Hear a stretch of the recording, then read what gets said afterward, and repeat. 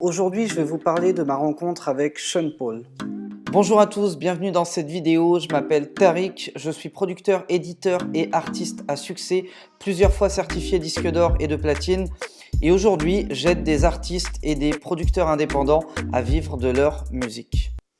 Sean Paul, c'est un artiste que beaucoup de gens ont déjà écouté, ont déjà vu en concert, ont déjà regardé ses clips, etc., etc. C'est un artiste ultra en place, très confirmé, et ça fait des années que ça dure, très simplement. Moi, j'ai rencontré Sean Paul en 2010, je crois que c'était en octobre 2010, au Pleasure Pass Party Festival, donc ça se passait à Rotterdam, et j'accompagnais un artiste donc, qui était programmé également sur une scène principale de ce festival. Et le truc qui a été génial avec Sean Paul, c'est que c'est un mec complètement simple, complètement humain, très tranquille, et du coup juste après le festival, eh ben, on l'a retrouvé, on dormait au même hôtel, et on s'est retrouvé donc dans le hall de l'hôtel à boire un verre ensemble. Et j'ai pas pu m'empêcher de lui poser des questions sur son parcours, de lui demander si ça avait été facile, s'il n'avait pas galéré, des trucs comme ça, et je vais vous donner ses réponses. Ce qu'il m'a raconté, ça m'a marqué, ça m'a beaucoup influencé donc, dans mon parcours d'artiste et de producteur, c'est qu'il m'a dit clairement, moi c'est pas compliqué, j'ai démarré il y a des années, j'étais en Jamaïque et j'étais un blanc en Jamaïque. Un blanc en Jamaïque dans un pays où en gros les blancs sont très mal perçus et où en gros le blanc c'est Babylone et si t'es pas noir ça passe très mal. Donc déjà de 1, il a eu des gros freins de par le milieu dans lequel il était. Ensuite, musicalement, on considérait que son style était différent de ce qui se faisait à l'époque. C'était pas assez reggae pour les fans de reggae, c'était pas assez dancehall pour les fans de dancehall, et c'était pas assez hip-hop pour les fans de hip-hop. Il était un petit peu entre les trois, et du coup, il avait le cul entre trois chaises, donc c'était vraiment pas évident. Du coup, je lui ai demandé ce qu'il avait fait pour aller au-delà de ses clivages et pour que ça marche. Il m'a dit, je me suis barré. Barré? Ouais, je me suis barré. J'ai quitté la Jamaïque, j'ai été à Miami, j'ai entendu que là-bas la musique ça tournait bien, il y avait beaucoup de plans dans les clubs, etc. Donc j'ai été en Jamaïque, à Miami, pardon. Arrivé à Miami, il a rencontré des producteurs, des artistes, etc. Il a essayé de mettre en place sa musique, et sa musique n'a pas marché. Sa musique n'a pas marché, les gens n'en voulaient pas, clairement, un peu comme en Jamaïque, on considérait que c'était entre trop de styles différents, et que ça inspirait personne. En tout cas, au début. Il m'a dit, je suis arrivé là-bas, je crevais la dalle, je galérais, je bouffais pas bien, enfin j'étais vraiment dans un mode où je squattais chez des potes, etc. C'était vraiment pas évident, mais il s'est accroché, il s'est battu, il a bataillé et il a réussi à s'entendre avec un DJ avec qui il a créé un petit concept de soirée et il passait dans un club tous les soirs à Miami. Et petit à petit, il a commencé à se créer une audience. Les gens ont commencé à parler de lui, à dire que ce gars-là était bon sur scène, que ses sons étaient bons. Il a commencé à mettre en place des ventes de disques en vente par correspondance. Et il a commencé très modestement, petit à petit, tranquillement. Il a pris une partie de son succès local et il s'est dit, voilà, je vais retourner chez moi en Jamaïque et je vais voir ce qui se passe. Il est retourné en Jamaïque un peu comme un gars de la Jamaïque qui avait réussi à Miami, alors que c'était absolument pas le cas. Il avait juste un buzz local, et arrivé en Jamaïque, il a recommencé un travail de terrain, et cette fois-ci, il m'a dit, cette fois-ci, je me suis dit, je lâche rien, je fais tout pour que ça marche, et si ça marche pas, je crève en essayant, et c'est tant pis. Et du coup, il a commencé à travailler sur le terrain de mixtape en mixtape, à traîner dans des studios, à créer des collaborations de droite et de gauche, des premières parties, des petits sound systems. Il me disait qu'à l'époque, à Miami, quand il jouait dans un club, il prenait 1000 $. 1000 $ pour l'époque, c'était beaucoup. C'était comme si vous gagniez 5000 € aujourd'hui. Et il me disait, en Jamaïque, quand j'allais jouer, je prenais l'équivalent de 10 $, quoi. Donc c'était vraiment ridicule. Mais pourtant, il a fait le choix de travailler sur le terrain là-bas. Et qu'est-ce qui s'est passé au bout d'un certain nombre d'années? Eh bien, il a explosé. Il a réussi à imposer son style, il a réussi à imposer son nom, et clairement, il est retourné à Miami avec tout un pays qui le soutenait. Et à Miami, il y a énormément de Jamaïcains, il y a énormément d'Antillais, d'Haïtiens notamment, et il a réussi à regrouper toute la communauté haïtienne notamment, jamaïcaine, une partie des Antilles, etc. Tous ceux qui avaient migré à Miami ont commencé à le soutenir. Et petit à petit, il a commencé à faire des dates de plus en plus grosses, à vendre de plus en plus de CD. Il a commencé à se déployer sur d'autres villes. Et bizarrement, quand il allait démarcher les maisons de disques en disant « Regardez, j'ai un buzz, ça commence à venir, etc. », personne n'a voulu le signer. Il est resté en indé pendant un certain nombre d'années. Son frère m'a dit 2 ans, Sean Paul m'a dit 3 ans. on va dire entre 2 et 3 ans, où il faisait des dates dans des villes aux États-Unis, il vendait des albums quand il passait sur ces dates. Il avait encore de la vente à distance, donc où les gens, en gros, appelaient, voulaient un album, ils se faisaient payer, il les livrait, etc. Et ça a tourné comme ça pendant 2-3 ans, voilà, clairement, il me disait, ouais, je crevais pas de faim, mais j'étais pas riche non plus. En gros, ce qu'on gagnait avec la musique, on le réinvestissait dans la musique, on gardait juste assez pour bouffer, pour se loger, pour se déplacer, fin de l'histoire. Des années sont passées, donc 2-3 ans, et un beau jour, il fait une rencontre donc avec Beyoncé, et il fait un morceau avec Beyoncé. Ce morceau-là n'est jamais sorti, en tout cas il n'est pas sorti au moment où Sean Paul voulait le sortir. À la base c'était un morceau de Sean Paul avec Beyoncé, et il n'a pas réussi à le sortir à cause de freins par rapport à Beyoncé, etc. Et finalement il s'est un petit peu assis dessus. Mais il s'est passé un truc génialissime, c'est que grâce à ce projet-là, il a pu faire des rencontres qui l'ont amené à signer chez Atlantic Records. Il signe en maison de disques, il sort un album, et ça marche, ça marche. Et ce qui va l'aider grandement, c'est qu'en parallèle, le morceau avec Beyoncé ressort, mais cette fois-ci sur l'album de Beyoncé, qui venait de faire un buzz de malade avec le titre Crazy in Love. C'est juste un truc de dingue. Ça l'a fait rebondir. Alors qu'est-ce qu'il fait? Il se développe aux États-Unis, il bosse comme un malade, ça pète, il continue d'entretenir la Jamaïque, toutes les West Indies, il entretient toute cette zone-là en Caraïbes pour le soutenir, et il se dit, tu sais quoi, il est peut-être temps que j'aille en Europe.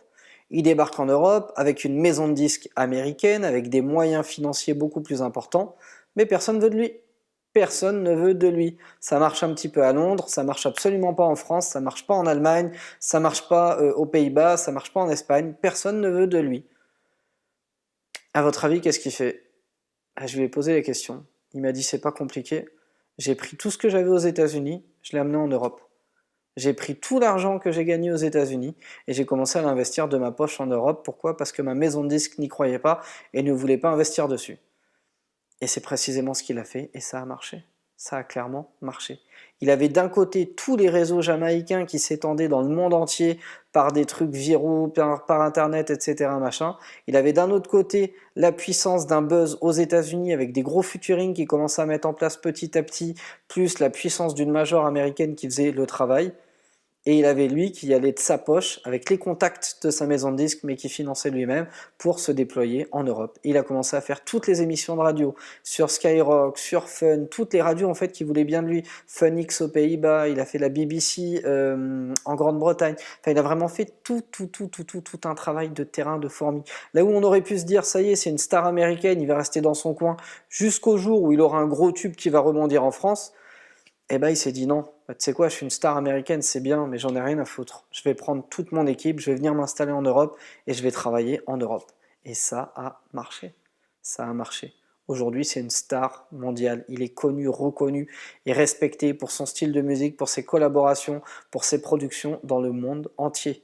Aujourd'hui, il tourne même en Asie, il tourne en Afrique, il tourne en Amérique du Sud. C'est une star mondiale. Maintenant, je vous pose la question. Est-ce que vous pensez que c'est possible pour vous ? Est-ce que Sean Paul s'est dit que c'était impossible pour lui? Imaginez, remettez-vous dans le contexte, c'est un blanc en Jamaïque, on est dans les années 80, enfin fin 80, début 90, on n'a pas les moyens qu'on a aujourd'hui pour faire du son, ça coûte très cher d'aller en studio, d'enregistrer, de faire venir des musiciens, de mixer, de masteriser, etc. Il n'a pas d'argent, il crève la dalle. Et pourtant, il a bataillé, il a mis 15, presque 20 ans pour arriver au stade de buzz de dingue qu'il a aujourd'hui, mais il l'a fait. Il l'a juste fait, et c'est ce qu'il m'a dit. Je lui ai dit, mais putain, mais c'est quoi qui t'a donné la force de continuer, de machin, de tout ça? Il m'a dit, c'est pas compliqué, je mettais juste un pied devant l'autre. Dans ma tête, mon seul but, c'était de faire le meilleur morceau de musique, et une fois que je l'avais, je faisais un pas devant l'autre. Il me disait, s'il fallait que je le vende dans la rue, je le vendais dans la rue, mon album. S'il fallait que je le vende dans les clubs, je le vendais dans les clubs. S'il fallait que je le vende à la télé, je le vendais à la télé. Peu importe qui me laissait le vendre à un endroit, j'allais et je le vendais.